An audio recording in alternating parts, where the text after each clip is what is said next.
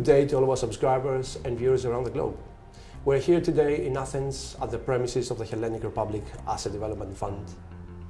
The Hellenic Republic Asset Development Fund, in close cooperation with the Hellenic government, promotes the implementation of privatizations in the country, having full responsibility for the application of the respective policy. We are joined today by the chairman of the fund, Ms. Lila Tsitsogiannopoulou, to discuss the relevant details. Ms. Tsitsogiannopoulou, welcome. Thank you for the invitation. Thank you. Let me start by asking what need gave birth to the Hellenic Republic Asset Development Fund, when it was created and what's the scope of it? The fund was established in 2011 with a share capital of 30 million, and its sole purpose is to contribute to the relief of the Greek debt. We follow a very strict process which enhances transparency, promotes market competition, and creates higher and better values through immediate and also on-the-side actions such as increase of employment both in the local micro community as well as in the greater area of the country. And it is managed by a 5-member board of directors. Okay. It also has 2 observers who attend all of our board of directors meetings, and they are appointed by both the European Commission and the member states of the European Union.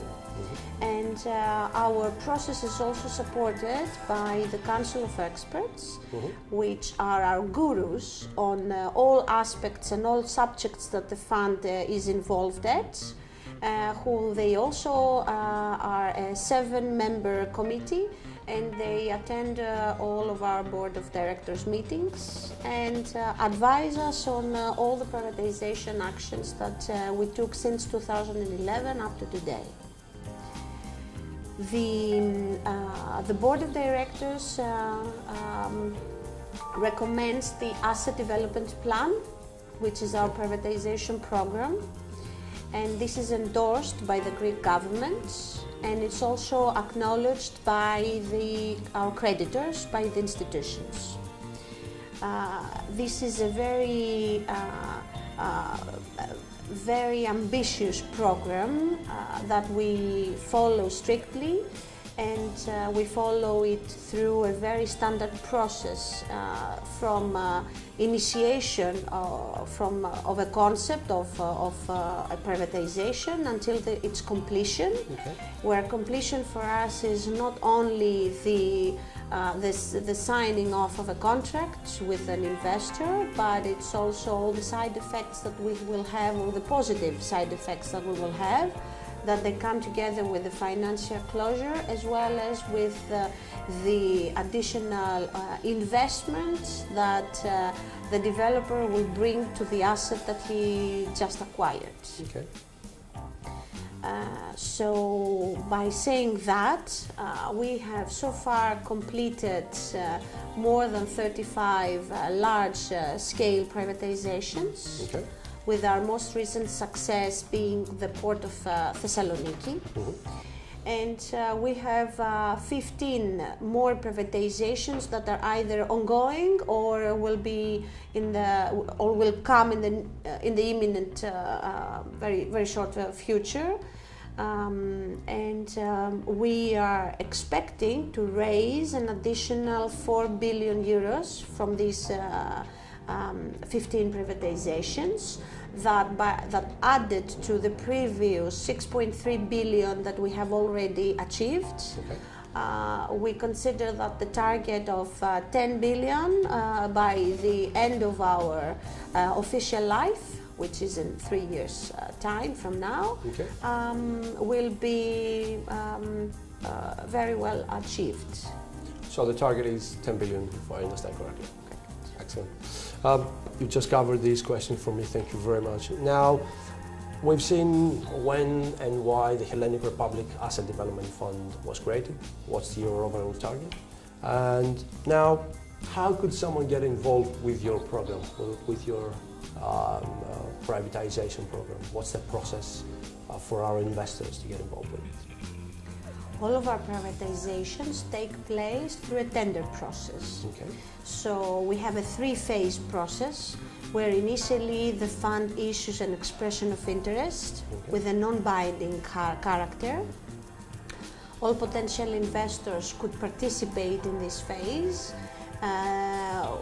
They have to comply with the minimum criteria that we set, and then we proceed on phase 2, which is an actual tender process, where at the end of it, the investor would have examined all the elements of the privatization and of the assets, and he will submit his binding offer, where this offer will also be examined by the board of directors and proceed in most of the cases on the third phase, where an improved offer is required, and all investors who will participate on phase 3 will also need to provide at the end supporting material of their offer.